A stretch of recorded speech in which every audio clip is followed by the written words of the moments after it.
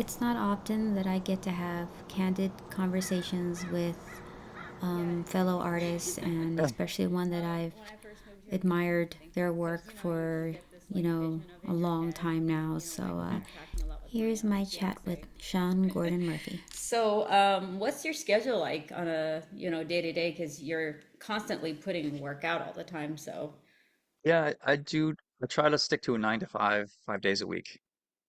It's funny. I wrote all this extra stuff into the Zorro masterclass, trying to think of any pearls of wisdom I might have.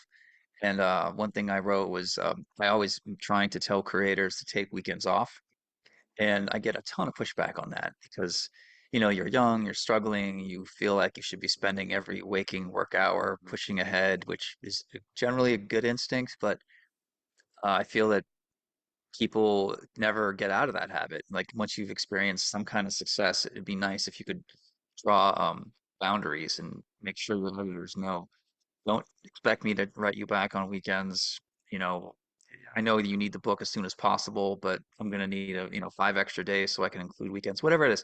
Like you always gotta, it's always worth pushing back and trying to protect your personal space. So it makes me sad actually when I see friends of mine like John Romita Jr. or Klaus Janson or whoever bringing pages with them on vacation, like they're drawing in the airport. I'm like, God, man, like that's not the dream at all. I imagine you with champagne at the airport in a decent seat going somewhere cool, like I have a feeling that it's not the money that they need anymore. It's just this habit of constantly working and they never figure out how to balance, the work-life balance thing. yeah, I agree with you, man. Like, I used to do that too. I would draw even when my fiance is driving half the time or in an airport, and I realize, okay, this isn't doesn't feel good. But then when you're not doing it, you have like this anxiety. It's weird, right? Yeah. Yeah. Yeah, I mean, I think a lot of pros would consider themselves on the spectrum E or whatever. And being obsessive and addictive, having an addictive personality is pretty common when you're a creator, and I get that. But I still wish so many of my peers were able to find lives outside of working all the time, you know? It just seems like there's a lot of mentally unhealthy habits they have as well as physically unhealthy. That's why I was glad to see that you're a hiker. Yeah, I mean, I forgot how, I think, my fiance, he's kind of like that type, and he's a Yeah, surfer too and everything. So I think just being with him, I just kind of saw a different approach. And I yeah, think I always wanted to make sure I maintained, you yeah, know, the ability to just kind of be able to go up and go and do stuff and travel and all yeah. that. So I think my first 5 years were pretty rough, though. I'm pretty sure yours were the same way, where you're like, there's no balance, right? You just didn't Yeah. realize that you should probably start not answering emails at 3 in the morning.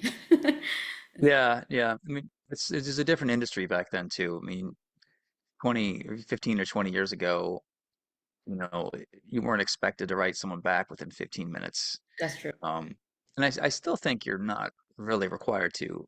I think you can generally get away with not responding for a day. But it feels like we should all be go, go, go, go, go. We can't get off our phones. We're always getting new messages on Instagram or whatever. But it takes effort to push back and to try to fight to protect your space and your mental stability too. It's hilarious to me that you're getting married to a surfer and you made a move to Wyoming. Well, it's funny because Sorry, North Dakota, South Dakota. What is it? Montana. Montana. My bad.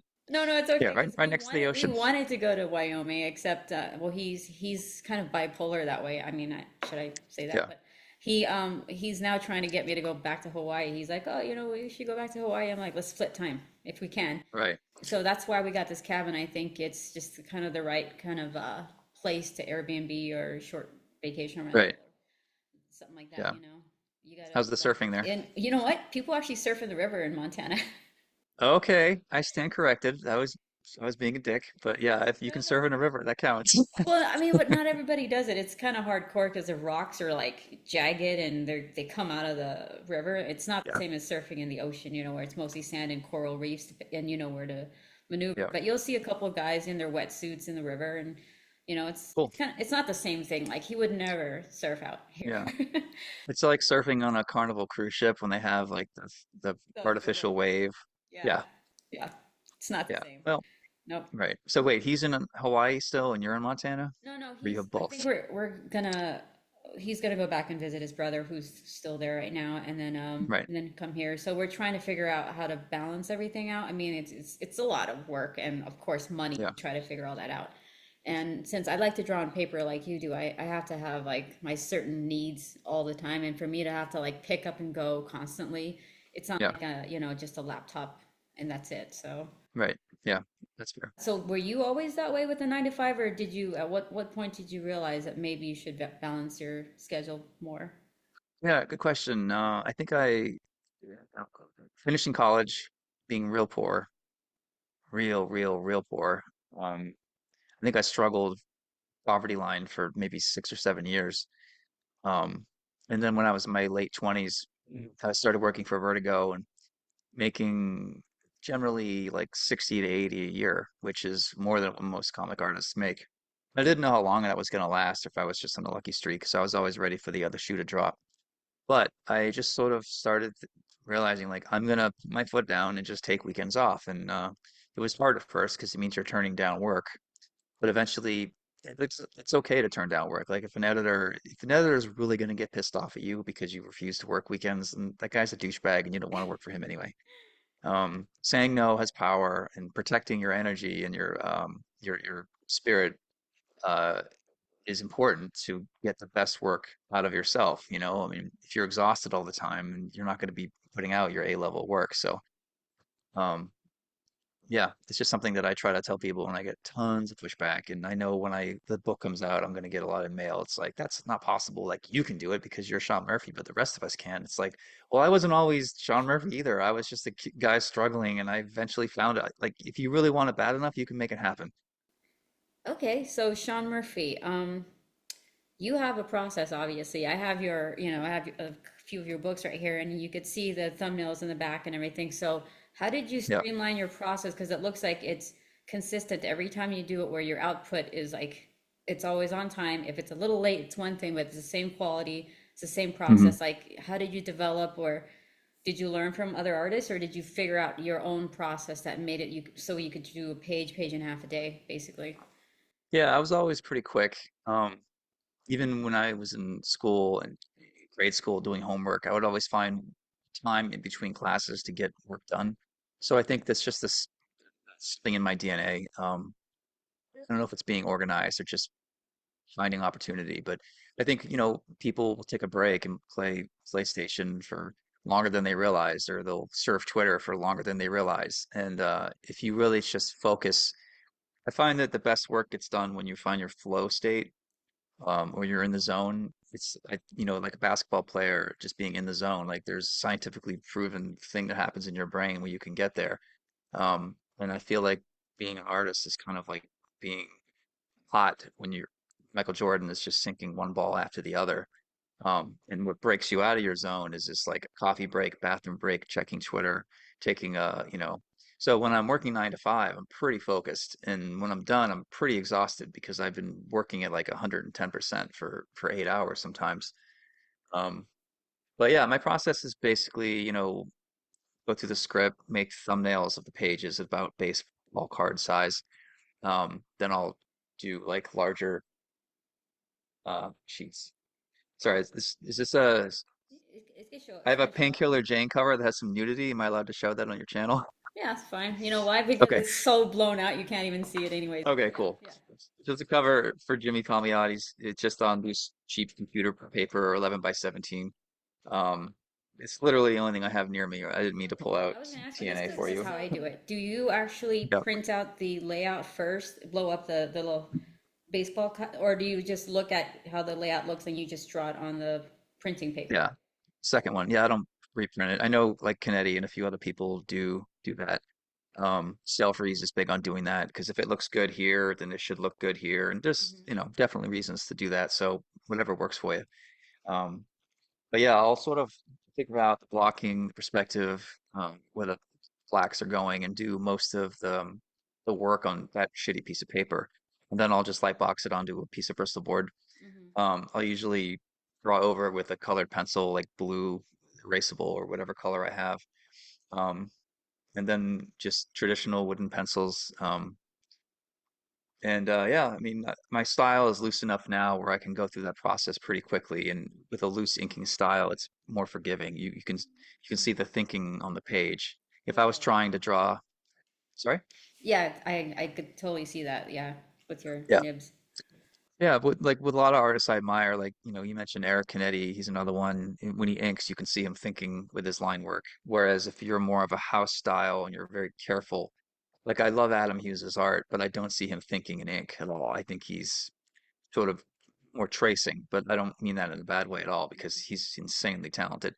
Um, but for looser styles like mine or Ashley Wood or Mateo, yeah, like there is some freedom in grabbing like a um, shitty calligraphy nib and just like scribbling in details and finding a style that kind of works. And here's a commission I did the other day. It's Omega Red.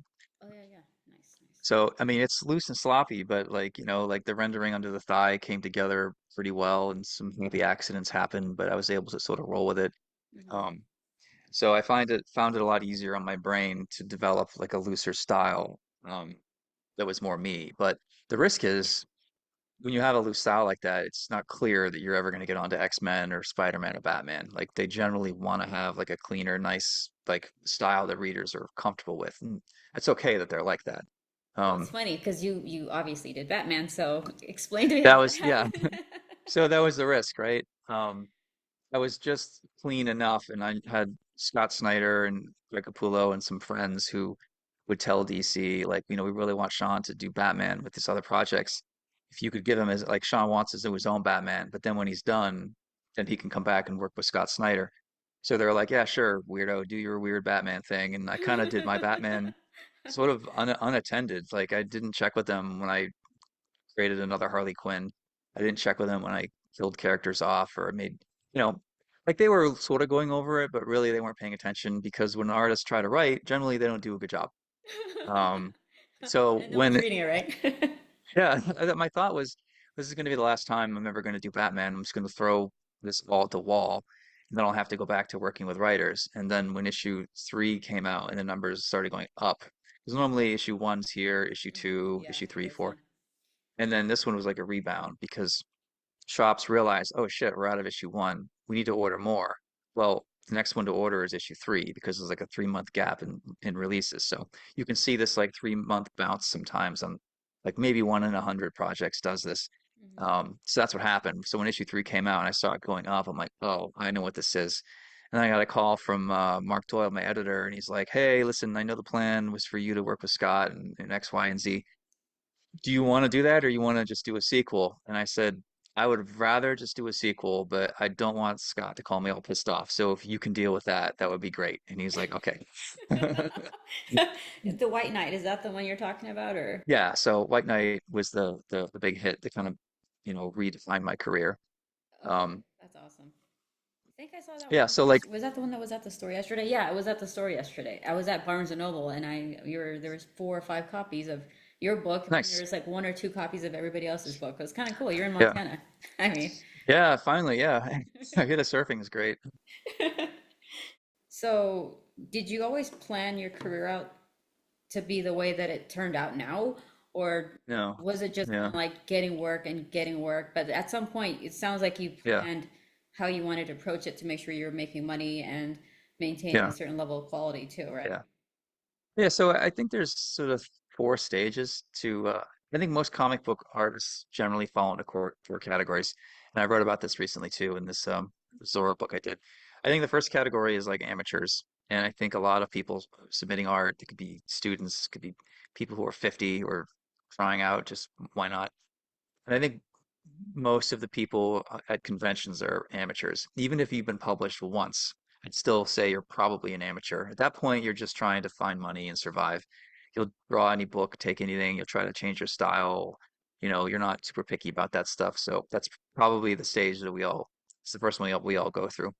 And the second stage would be someone that's a semi-pro. To me, this is somebody who does probably more than 100 pages a year on a regular basis. They might have a side job or a wealthy spouse or somebody supporting them. Um, Maybe they're good for 4 issues, but they're definitely hungry for more work. I think most of the working pros we see are probably semi-pro. You're only, you're probably making under 50 a year, which is below poverty line, I believe. Um, and then, so the next one would be a full-time pro. That's somebody who has been doing comics for at least 5 years, has maintained some kind of a steady career. They've got connections. Like they might not be a huge superstar, but people know their name and they're solid and they have got the work ethic figured out enough to start asking for better page rates, trying to hook up with stories and characters they want to do, not just characters that will help them survive. And that's a good chunk of pros. I mean, most of the big time pros, I'd say, are full time, fall in that third category. And then for me, the fourth category is like legacy status. If you're Jim Lee or um, Todd McFarlane or Frank Miller, you are sort of reached this weird peak where you probably have a staff, you've got assistants, you've got a toy deal, you've got maybe a movie thing here or there, or you're planning a video game, whatever. And I think maybe like 1 in 1,000 people really gets to legacy status. So I think when you're in each of those four stages, you can start, as you graduate to the next stage, you start thinking, all right, I'm paying my bills, generally happy, I've got weekends off, but I really want to do Ghost Rider, or I really want to do Daredevil. Like I really want a book that's going to showcase me. Like I don't want to be the second choice artist anymore. I want to be the first choice. I want writers to come to me.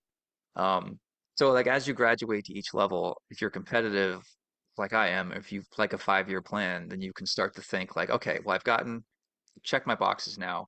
What's the next thing? So for me, I just wanted to survive in comics. So then I started surviving. And then I thought, well, I really want to do like Hellboy. I'd love to just get paid to do a book that's just all me. And for me, that was a book called Punk Rock Jesus.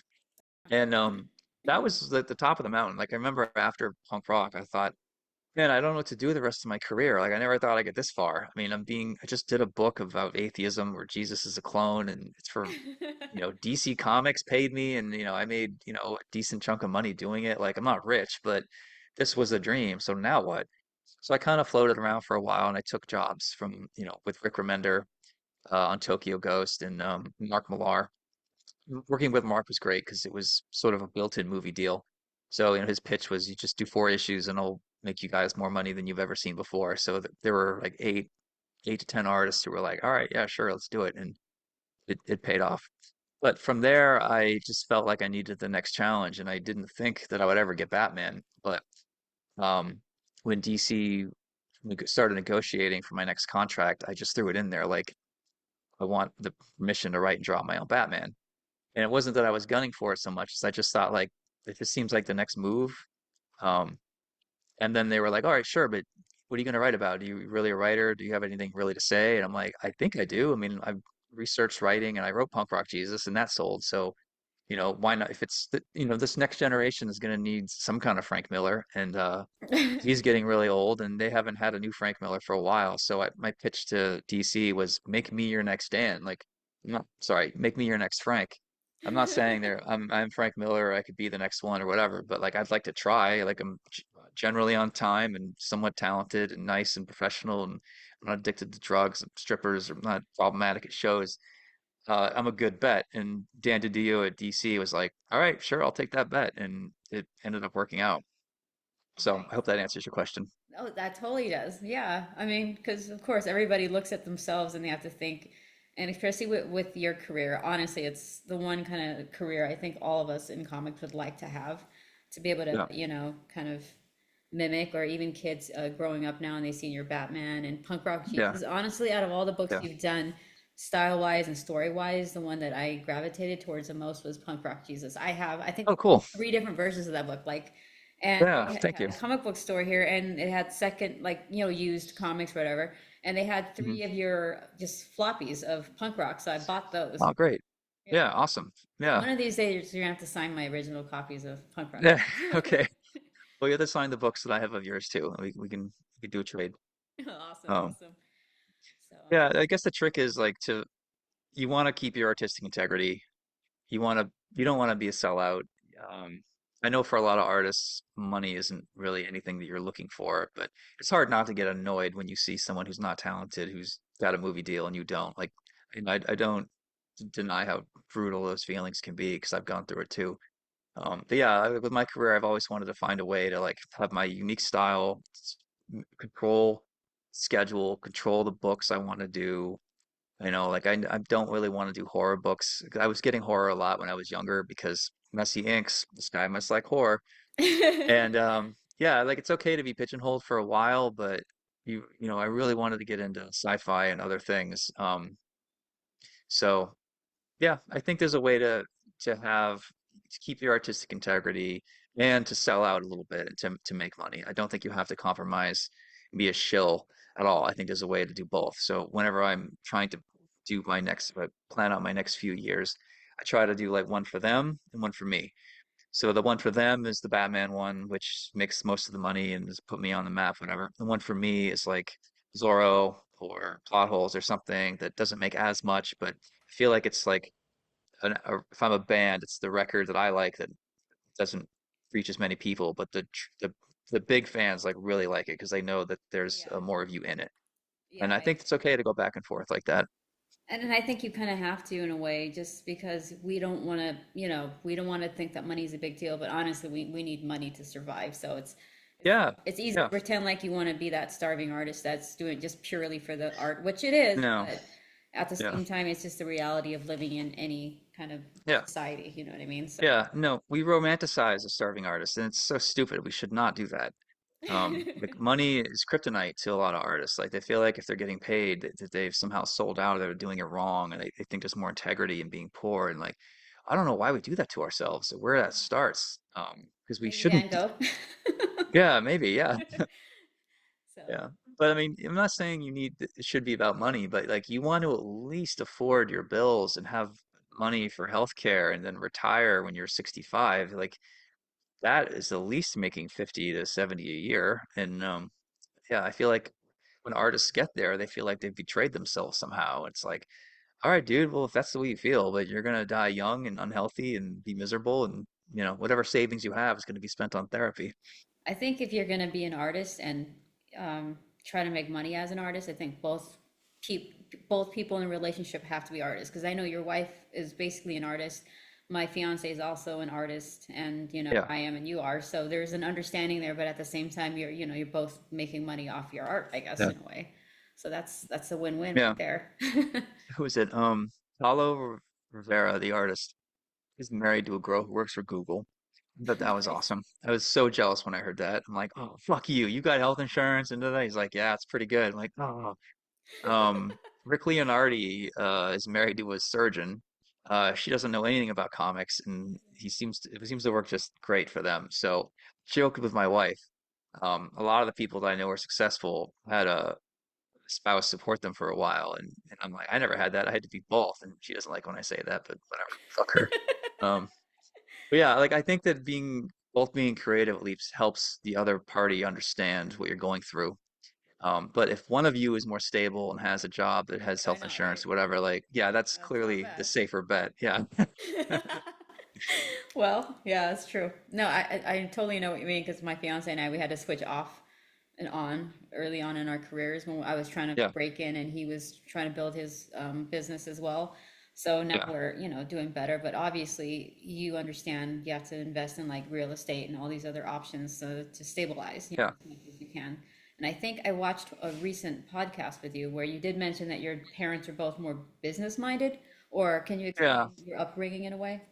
Yeah. I got lucky. I had plenty of problems with my family. But the one thing they did was generally a white collar background in New England.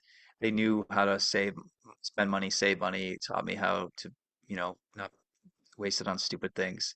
And they weren't too sure about me being an artist, but as long as I could make a living at it, that was their big thing. Like you need to make a living. It's not just about following your muse. So they set me up with a commercial artist when I was like 10.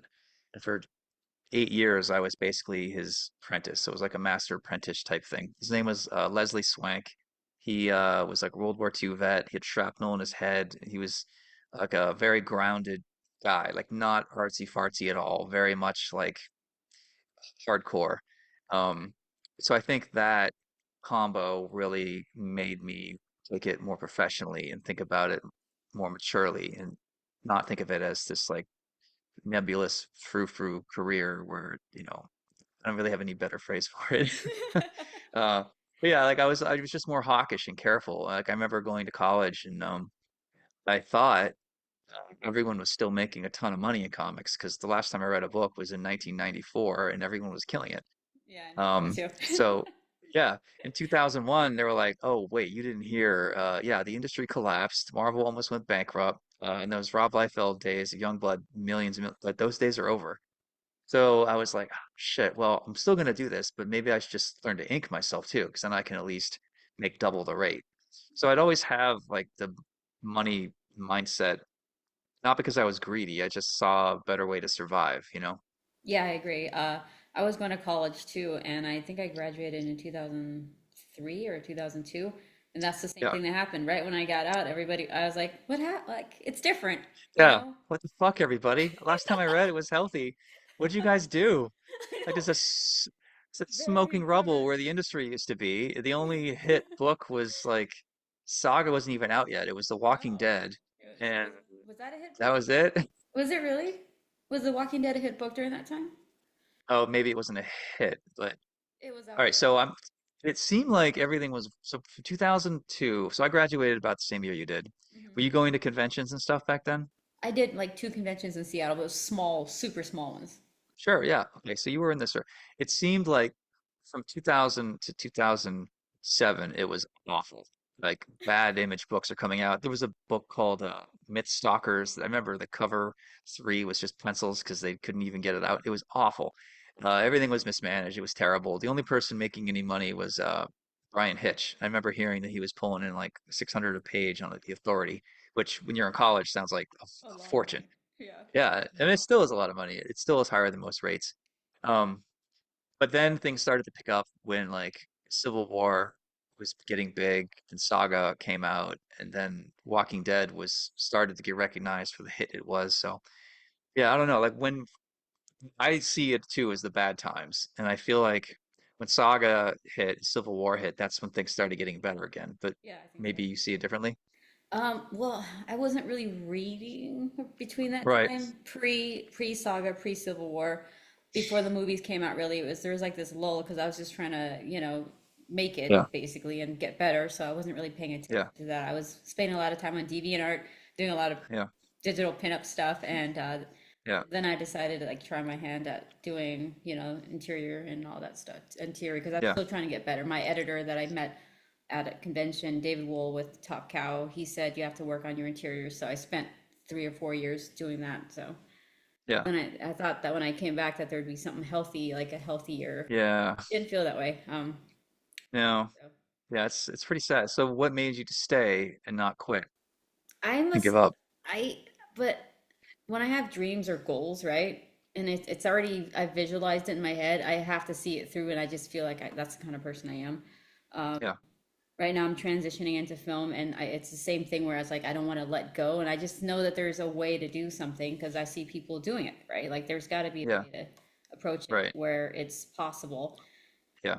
And to me, comic books means drawing interior pages, though. So I could have, I guess, done a bunch of variant covers and covers constantly, but that just didn't feel right.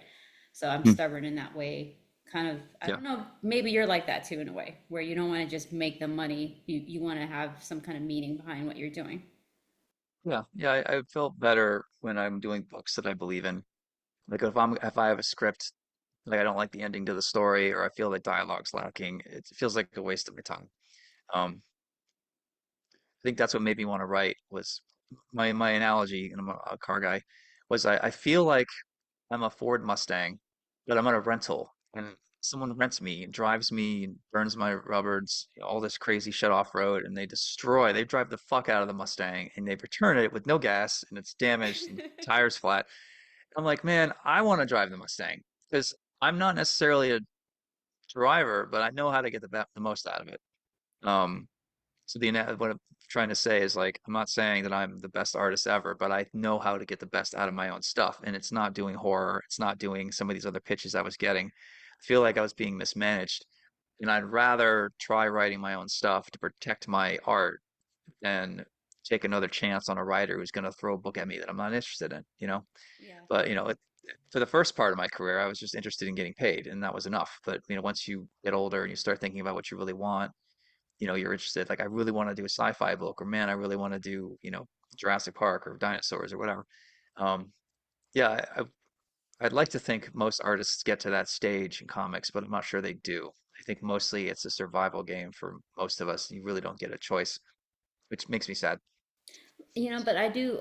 I just recently realized that people who have a distinct style, they also have their personality attached to that style, where it comes out because you're confident and you Hmm. start to pick, your own choices and story scripts and your art style. And I think that's where style Yeah, comes from. It's inherent, with who you are, and the more confident and more seasoned you right. are as a human being, and the more life you've lived, I feel like your style kind of comes through, and then you take on yourself instead of someone else when you started out, where Mhm. you're still trying to discover yourself, when Yeah, you're younger. yeah, So yeah.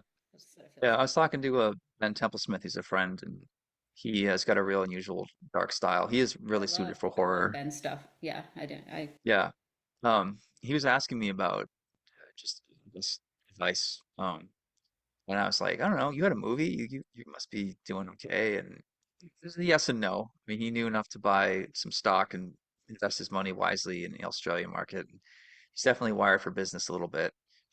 But he seems happy and well adjusted. And I don't think he'd say he was super rich, but he's gotten to do his book his way, survive and pay his bills. And that's more than what a lot of that's a huge success for anybody to get there. Um, it's funny, there's this documentary of Bon Jovi that came out recently. I think it's on Hulu. I didn't watch it yet, but And I saw the trailer for it. Yeah. so I'd say it's worth watching because it's clear to me that Bon Jovi was gonna make it no matter what. He could have been in any business and he would have succeeded because he just had the right mix in his brain of hard work, stick-to-itiveness, believing in himself and all that stuff. And the fact that he's talented, or, I don't know how people feel about Bon Jovi anymore, but he basically reinvented the band like three times. People who were into Bon Jovi in 2011 had no idea that he was like a big 80s band. Like, Really? it's Yeah. they're easy to make fun of. Like, I'm a, come from a punk rock background. Like, Bon Jovi was the guy we made fun of, and it took me a while to get over it and be like, all right, this guy's pretty talented, I guess. Yeah, yeah. It's But true. now that I'm a seasoned pro, like, I can almost look at musicians and actors and tell through the screen, like, this person is just gonna make it because, like, Leonardo DiCaprio, Brad Pitt, they don't just sit around and wait for projects. They have production companies that scout scripts and people like that's why they're killing it. And I love Kurt Russell, but no offense, I don't think he's a guy who manages himself like that. I think he, is happy to work with John Carpenter and do things here and there in his career, but he never had like a clear trajectory, fought for it. It's not even about their ability to act. It's just their ability to manage themselves behind the scene. And even down the ladder here, weird comic book artists, I think the same traits still apply. Like, I know artists who were like Ben, uh, Temple Smith. He was gonna make it no matter what. And I'd love for to take whatever is working in his brain and pepper it to all the other artists in Artist Alley. But um, I don't know if you can. I mean, just like most musicians fail, most actors fail, and most comic book artists are probably gonna fail. Maybe I'll ask Ben myself. Maybe ask him what you just asked him. Like, hey, so he wants to know what's in your brain, and can we superimpose that onto more artists? Yeah, We could have a healthier industry of people yeah, who 50% of the people who buy comics want to be in comics, and the other 50, they just read yeah. because they enjoy it and love it and they grew up with it, right? Right. So Well, like, so what you're saying is good. Like, I think I would have faith in your decision because you've been working hard. You're trying to develop new skills to help you get by, whether it's this podcast or even getting into film. So you obviously somebody that has a plan B. You're obviously smart enough to get money together to buy a house, your own property. Like, those are things like, most artists don't get there. And it's not nothing that you're able to pull that off because being a freelancer in comics fucking sucks. It's really hard, you yes, know? I it mean, it's sucks. amazing It is hard. it's wonderful when you sitting down and getting to draw Batman or whatever. Like, yes, it's there's the romance to it too, but there's also it's brutal to survive. And the fact that you're doing as well as you are, I think that it shows that your skills are probably better than you're giving yourself credit for. Well, I really appreciate that, really. Yeah. Sure. I don't Yeah. even know where to go with that. Like, I think I'll end it on that compliment, and then Okay. Yeah. see, It's only you're downhill from here. Well, I mean, age-wise too, right? You're like, oh shit, the grays are starting to show, right? Oh Your yeah. hair. Well, I know. girls are lucky because it's more acceptable for women to color their hair, but If you did it, I like, don't know. what I do you guess mean, men. Sean? Your beard is all a different color, Yeah, red or yeah. something. It's funny. Recently, I got a couple hotel rooms for free in Dallas, and I shared some with my female friend Corinne. She brought her friend. I hadn't seen her friend for a long time, and she's 35. And the first thing she said to me was, "Wow, you got old." And I tried not to punch her in the face. I'm like, "Bitch, you're getting a free hotel room from me, and that's your." And I let it go because I heard worse. And I definitely complained to my friend Corinne after. I'm like, your friend better watch it. She's getting a free hotel room and this and that. Like, and that's like, come on, where's your filter? I mean, you're 35 years old. I'm not saying she's wrong. I You don't know. said Maybe nothing she hit a yet. nerve.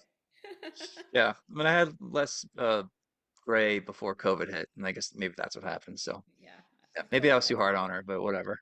that. Can you believe that it was over 10 years ago where you did that one thing where you're inking or you're showing like a demo or something of you inking and Yeah. penciling? That was so long ago, and I remember it was impossible to find anything of you on YouTube back then. And now all of a sudden I Yeah. search your name and I'm like, oh my God, he's done like 20 of them. Too much. Yeah. No. So yeah, I was really bad about filming myself working. Um, but for a while, the only thing that showed me working with a nib or brush or doing tricks or talking was this video that was taken in New York. I was teaching at Pratt, I think. It was just one night. There was a club and this girl invited me, so I was like, yeah, sure. Yeah, in that video, people were like, we need more," and I'm like, yeah, I know, but like, I don't want to set up a camera and like all It's a this lot of shit that work, you're good dude. at. I'm It's not. it's a lot of Yeah, work. I mean, people always want more. They're going to tell you that they want more, but at the end of the day, are they going to spend more money on your product? I mean, yes, everyone wants things for free on the internet, and it'd be nice to have 1,000 videos of you and me inking, but I've got covers to do. I've got my privacy to protect. I've got other things Oh working yeah, on. Like, I yeah. don't want to, like, I don't necessarily think we should be giving Too our much. crowd exactly what they're calling for, you know? Yeah, I agree. Yeah, privacy is a big thing, especially for me. Yeah, it's a little different, I guess, because I'm, Yep. yeah, it's been a few years and I've Yeah. had, Yeah. yeah. I can talk about, I'm curious too, because I'm always, whenever I meet a female creator, I'm always curious, like, how bad is it out there at shows? I remember going to shows Yeah. in the early years, and it was like I just felt bad for any girl who was out to dinner because it was just countdown until someone would hit on her or say something or joke or whatever. And I don't really hang out with those kinds of people anymore. Like the group I hang with is pretty tailored and mostly women, and it's just Hmm. definitely like, I hate this phrase, but it is sort of more of a safe space. Um, but I think the evolution of being a female creator in the past 20 years must be really interesting, especially through like Me Too and some of the other things that happened. Yeah, I mean, I feel like I have to be careful, not because I'm worried as much as I worry that the people I'm interacting with are worried that they might say or do something to offend me. So it's actually backwards because I always trust myself. Yeah, I know what I'm capable of, like work wise, yeah, and how cordial yeah, everybody is. But people will say comments, but I don't take it personally. Like if you don't have thick skin, I just don't feel like you could be in this industry. You know what I mean? Especially you could yeah, say being a woman, right? Um, I think mhm, there's yeah, some level, and then I have brothers, and I feel comfortable. Like I don't feel out of place. If I did, I would be doing something else. yeah, But I do yeah, understand, like during that whole thing, I was a little worried that when I would talk to people, that they would be worried about like just being themselves around me because of that whole thing. But yeah, I yeah, see what you're saying. yeah. That's what's really interesting. My friend was saying, my wife too, she was uh very, obviously supportive of anybody who's been harassed or treated Hmm. unfairly or all, of course. Yeah. But she said the point of feminism isn't to have men terrified of us all the time either. And when you feel like people are walking around on eggshells, it's like you don't want to be the bummer. You want people to be relaxed and like you can take a joke, kind of like you just keep it in reason. Like we, yeah, like the basic rules of being an adult. I think we're all better at mixing than we give ourselves credit for. There's so much fear now. You see someone step on a landmine on online and men all feel like they have to, oh man, we can't joke around with girls at all anymore. It's like, no, asshole, like you can still joke around just like you would with a guy, but like, if you're saying stuff to a girl jokingly that you would not say to a man, then don't say it. Like these rules aren't complicated. But you're dealing with a bunch of introverts who don't know how to human very well. So yeah, they're just when they try to joke, it just comes off as creepy. And yeah, Yeah, I know, and I get that. I totally understand that. That's why I'm a little bit more understanding, but I can't yeah, speak for everybody, but I do know that it was a little hard for a while there, you know. I think yeah, things are a yeah, little bit better now, but then again, I haven't been to a convention and since pre-COVID. I mean, I did a signing in Amsterdam, but that was like people who knew me yeah, very well online and yeah, they're Dutch, yeah. so they have a different sense of humor anyways. Right. But Yeah. other than that, Yeah. like, yeah, I haven't been to Yeah. a show, so I don't know how people are gonna act in person. Yeah. I haven't heard of any. It feels like with the Me Too stuff, we identified and addressed a lot of the bad actors on both sides. Mhm. Even the people that were witch hunting, even they got penalized a bit because they would just take it too far. I haven't heard of any severe, sincere case in the last 2 years, but I might be missing something. Of course, like my experience at a show is different than a female's. Like I understand that, and like I know we didn't get them all. There's probably a few out there that are laying low for now. Oh my God. We Um, didn't get them all yet. We're still there's a hunting. few out there, I'm sure. Yeah, well, it's that's life though, right? You're not gonna be able to get Yeah, everything all the time and everything you want. yeah, So yeah. awesome. I mean, the the culture at conventions and people, you know, fraternizing inappropriately is not, it's not special to comics, of course. I've gone to car shows and boat shows where Oh you get a boy, do bunch of I people know. on a, Yeah. yeah, Car shows, I know. yeah, no, it's still very sexist to car shows. But yeah, I was asking my lawyer, she's been in entertainment for like 40 or 50 years.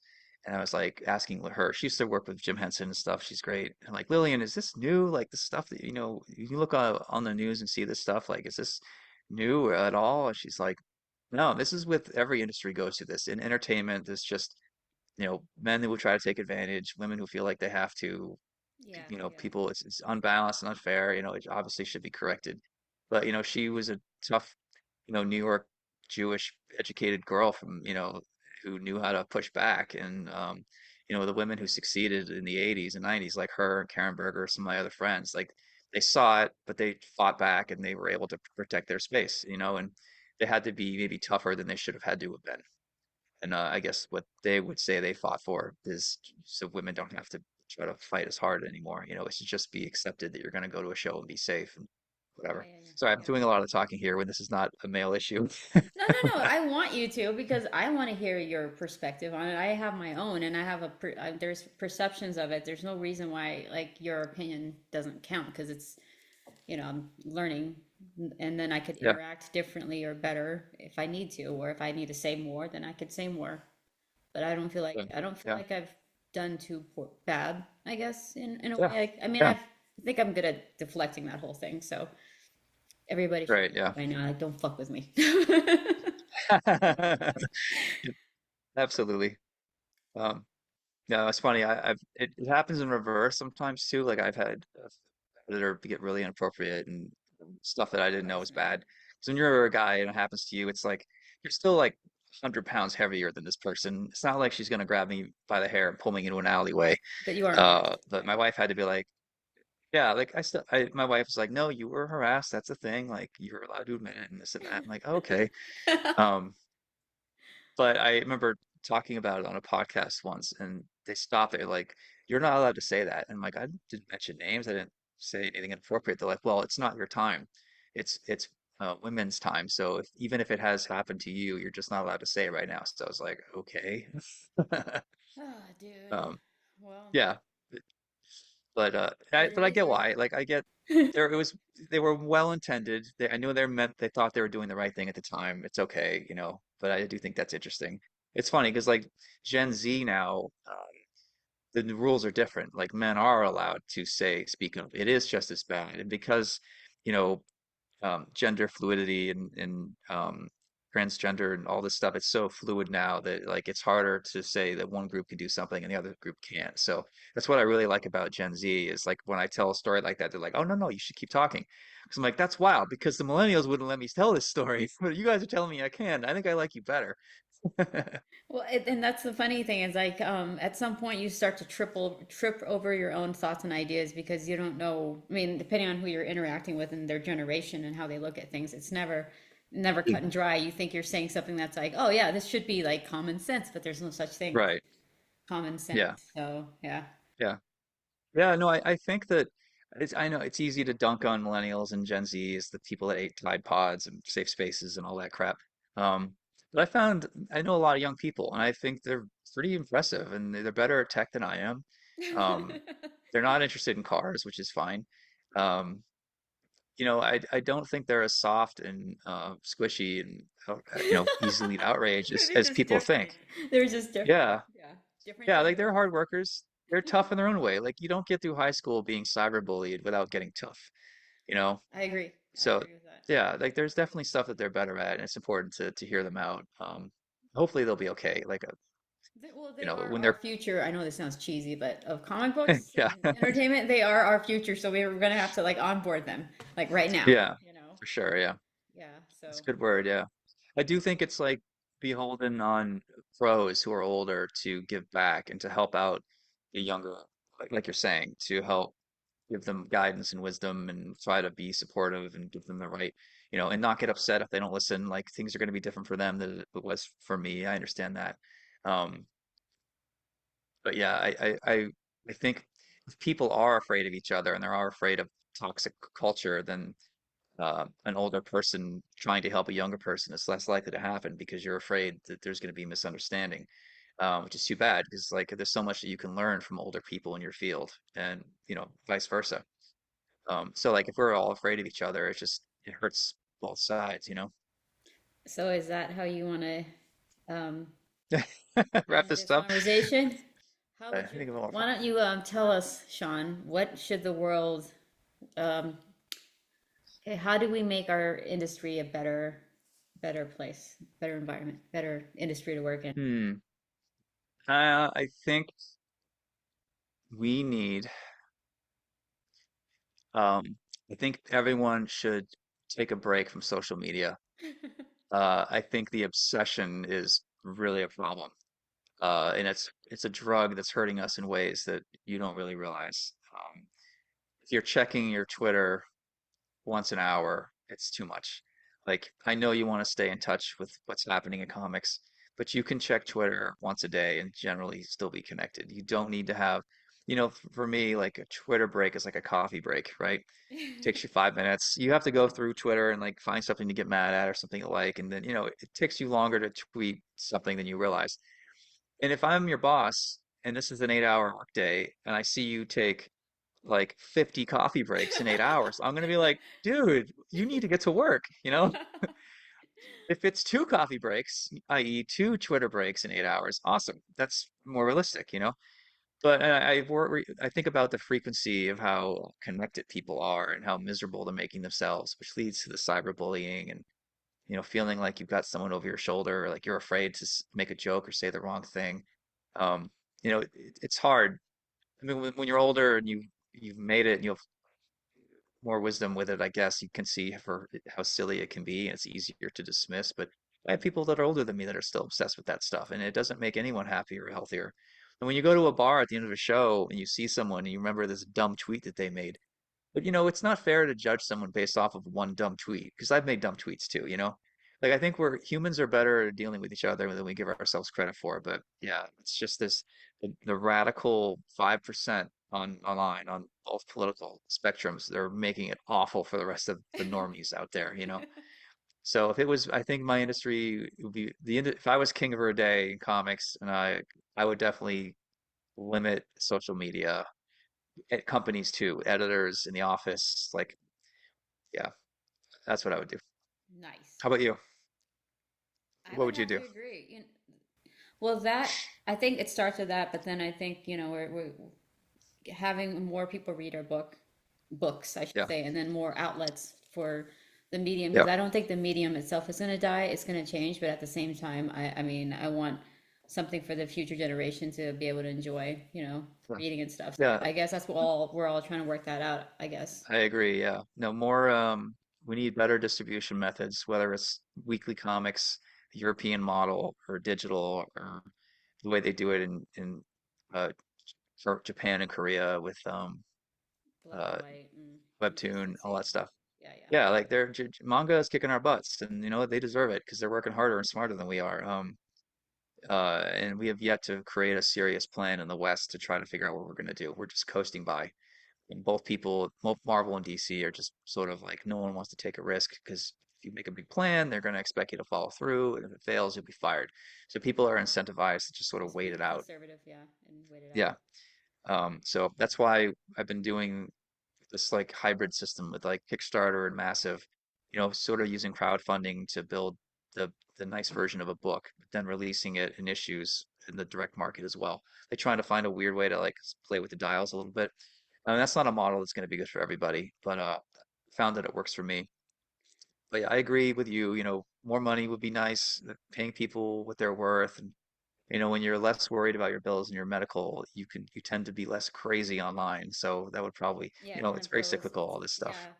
Yeah, you know Yeah. what? Maybe I'll talk to you about that later, about the Sure. distribution model and the hybrid thing, because me personally, I don't feel like kickstarting a book all the time is sustainable in the long run. No. Because, and I think I Yeah. mentioned this a couple of years ago, or maybe to Eric Canetti, that at some point there'll be 1,000 books trying to kickstart, and fans, there's only so many of them that know about Hmm. it. They're going to Yeah. start gravitating, and you're going to make less and less money per book. Hmm. The printing cost is only going to go up, and distribution is Yeah. going to go up. So that's going to be a problem. So at some point, we're going to end up with a broken wheel again, and we have to Yeah. rebuild from scratch. So Right. that's my Yeah. main concern. And I mean, that's why I haven't like released the book yet, but I would love to chat with you about that, Yeah, some for other sure. time. So yeah, Absolutely. awesome. Thanks for chatting with me. We got into some tricky topics, but I think we did well. I hope you don't edit too much out. No, no, I might We'll have to see. blur out like your little I was with the I'll make the blurry square thing, with the cover, but I think we should leave it Thanks. in. But I want like the Okay. classic 1980s blurry. Good. Yeah, sorry. I No, literally no, the don't only worry thing about I it. have in No. reaching distance, it had to be something that was TNA. And like I don't I draw a saw lot of that stuff. no, I saw it on your Instagram already though. Yeah. And I know you're friends with Mirka Andolfo, so I mean, Yep. I Yeah. think we're good on that end of Yeah, no, I'm not worried about. Yeah, she posts all kinds of weird shit. I'm pretty. Yeah, it's fine. you're so PC. Oh my gosh. Well, thanks, Sean. Thanks to everybody who's going to be watching this episode, which I'll release probably in the next couple of weeks or so. And of course, support Sean's work. I don't think I have to point you to his social media and stuff, but if you need, it's going to be down in the description below. And I hope to see you guys around. Thanks Thanks. again.